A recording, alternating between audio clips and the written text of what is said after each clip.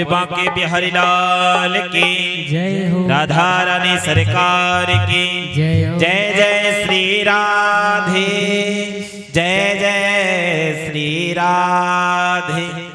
तो आज भैया बड़े भाव पूर्वक गोकर्ण जी की कथा के अनुसार जितने भी श्रोता आज कथा सुने थे ना, सब उनका गुणगान करने लगे। तभी आज बड़े भाव पूर्वक सूत जी महाराज ने वर्णन किया कि मैया एक समय की बात है, व्यास जी ने 4 वेदों की रचना की।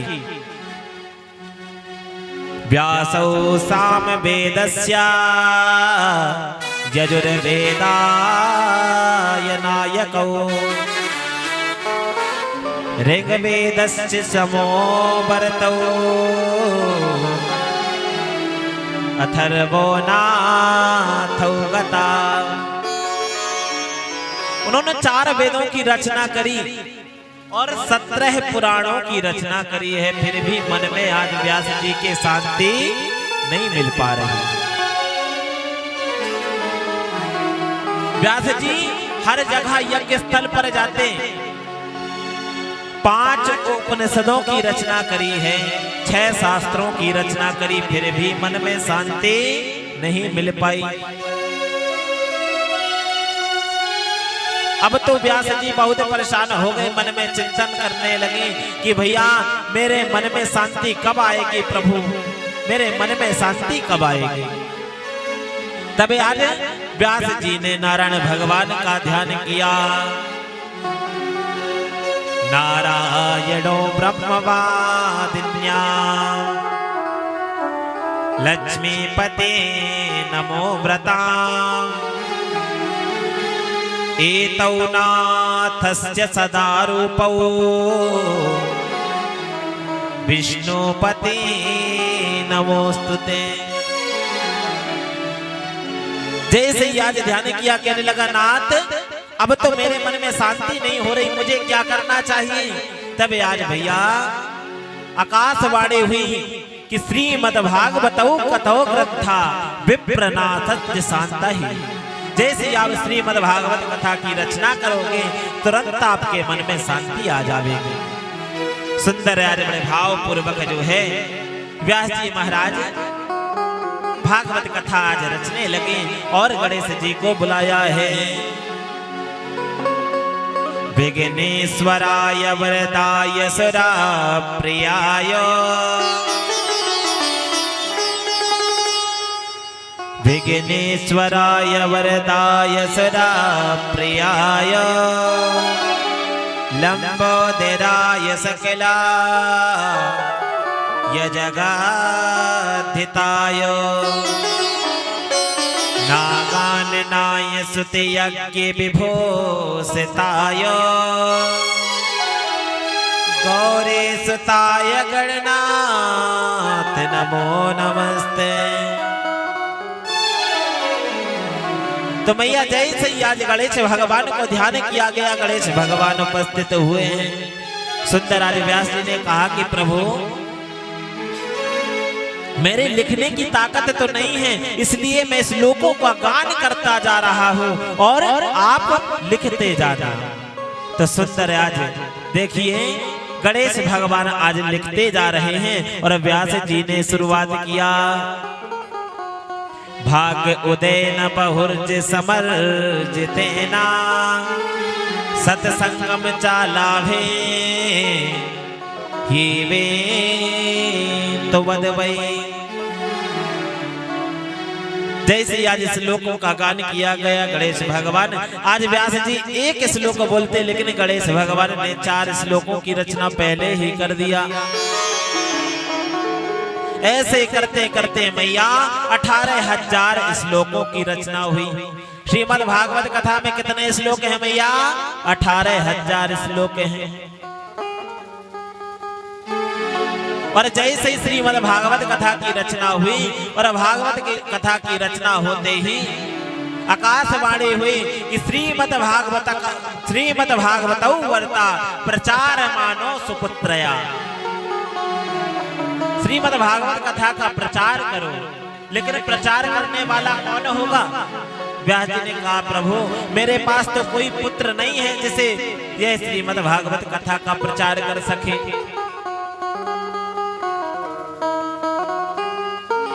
मेरे पास कोई पुत्र नहीं जिसे मैं दे दूं तो यह भागवत कथा का प्रचार कर सके। बोले चिंता मत करो, परमात्मा ने इसकी भी व्यवस्था की है। बोले कैसे? बोले नारद जी आते होंगे तो मैया एक बार की बात है, व्यास जी ने बखान किया कि जहां खूब लड़ाई होती हो और नारद जी का अगर आगमन हो जावे तो वह लड़ाई हमेशा के लिए बंद हो जाती है, और जहां कभी लड़ाई ना होती हो और नारद जी पहुंच जावे ना तो लड़ाइयां चालू हो जाती हैं। लेकिन मैया तब के नारद में और आपके नारद में कौड़ी मोहर का फर्क है। जो देव ऋषि नारद थे जहां लड़ाइयां होती थी पहुंच जावे तो हमेशा के लिए लड़ाई बंद हो जाती थी, और जहां कभी लड़ाइयां ना होवे और नारद जी पहुंच जावे तो लड़ाइयां चालू कर देते थे। और कलयुग का नारद कैसा है मैया? जहां बातें बातें की लड़ाइयां चलती हो और कलयुग का नारद पहुंच जावे ना तो डंडा जरूर लगवा देगा। तो बातों से लड़ाइयां नहीं, डंडे से लड़ाइयां चालू हो जावेंगे। तो कलयुग के नारद से सावधान रहो। अब तो जो नारद जी थे, नारद जी घूमते भागते व्यास जी के पास पहुंचे और आज मन में विचार करने लगे नारद जी कि मैंने तो लक्ष्मी नारायण भगवान का विवाद करवा दिया, ब्रह्मा सरस्वती का भी विवाद करवा दिया। अब एक ही जोड़ा बचा है। बोले कौन? बोले भोले बाबा और पार्वती। बोले कि इनके दोनों के मैं विवाद आज तक मैं नहीं करवाया हूँ, आज तो विवाद करवा करके ही रहूंगा। अब तो नारद जी तुरंत पहुंचे हैं। भोले बाबा लगे हुए थे तपस्या में, और भोले बाबा जैसे ही तपस्या पर लगे हुए थे नारद जी ने सुंदर गौरा मैया के पास पहुंचे और कहने लगे अरे मैया तुम्हें पता है? बोले क्या नारद?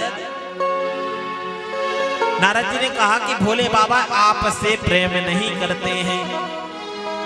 बोले कैसी बात करते हो? भोले बाबा तो मेरे से बहुत प्रेम करते हैं। बोले कि नहीं नहीं ये आप गलत बता रहे हैं। मैया आपको पता है भोले बाबा आपसे प्रेम करते ही नहीं हैं। बोले कि तुम कैसे कह सकते हो? गौरा मैया ने कहा कि भोले बाबा ने जो गुरु मंत्र कानों पर दिया जाता है किसी को नहीं बताया जाता, लेकिन भोले बाबा ने मेरे से बता दिया है और वह मेरे से सच्चा प्रेम करते हैं। नारद जी ने कहा कि नहीं नहीं मैया, भोले बाबा तुमसे बातें भी छुपाते हैं, और एक बात तो है कि भोले बाबा बाहर से काले हैं तो लेकिन अंदर से भी काले हैं। अब तो गौरा मैया को खूब क्रोध आ गया और कहने लगे अरे नारद क्या बात है, स्पष्ट से बताओ। नारद जी ने कहा भोले गौरा मैया तुम्हें पता है कि भोले बाबा ने अपने गले पर किसकी मुंडों की माला धारण किया है? अब तो गौरा मैया सोच में पड़ गई, कहने लगी कि अच्छा आज तक भोले बाबा ने मुझे बताया ही नहीं कि मैंने मुंडों की माला किसकी धारण किया है। अब गौरा मैया जो है विचार करने लगी कि भोले बाबा ने यह बात तो मेरे से छुपाई है। नारद जी की बातें अब सत्य प्रतीत होने लगी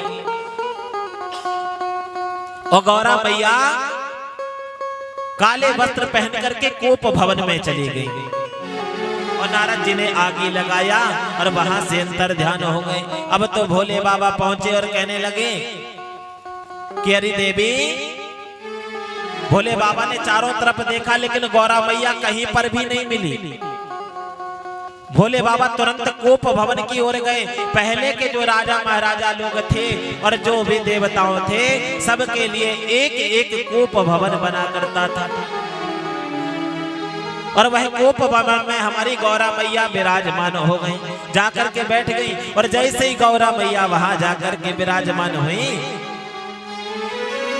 भोले बाबा ने कहा कि पक्का आज तो नारद आ गए, अब तो लड़ाई होने से कोई रोकने वाला नहीं।